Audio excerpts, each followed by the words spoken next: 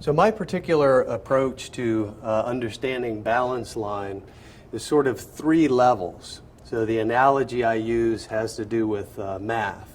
So the basic one, if someone is just standing here, which we're going to do in a moment, basic understanding of how I calculate balance line, I kind of say that that's analogous to addition and subtraction.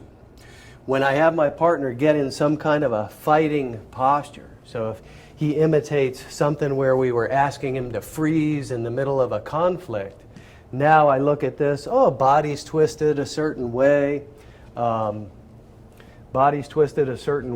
and changes the way I see this balance line. Now, we're moving, we're in an actual conflict, and now intuitively I have to be able to know where that balance line is, know how to manipulate it, know how to attack it. That's what I call calculus. So the beginning is addition and subtraction. Different kind of poses that we might be in where we're in the middle of a fight. This is what I call multiplication and division. Now when we're actually going for it, we're in the middle of a fight, oh, that's calculus. But in order to get to calculus, we have to start with addition and subtraction. So let's start there. So with my partner standing directly in front of me in a static position, what I want to do is take a line between both heels and then bisect that on a 90-degree angle. So if I ask my friend Brody to step right, straddle this line right here, this seam in the mats is a clear representation of his basic static balance line. So now if we come up and look at Brody, you want to do this yourself so that you understand it. Don't take my word for it.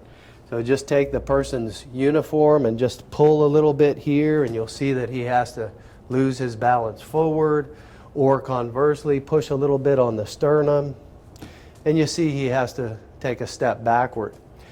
Now usually in most cases backward is a little bit easier, and that's just simple physiology, because when you're standing on a foot, so if you imagine my hand as a foot, if I'm trying to break your balance forward, you've got toes in front of you that could fight that.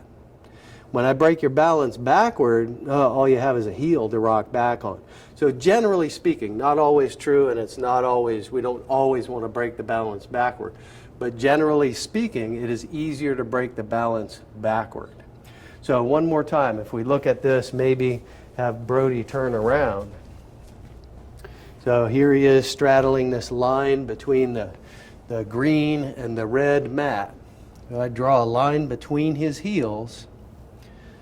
That seam right there represents his very basic, like I said, kind of addition and subtraction, basic version understanding what exactly is this concept of a balanced line.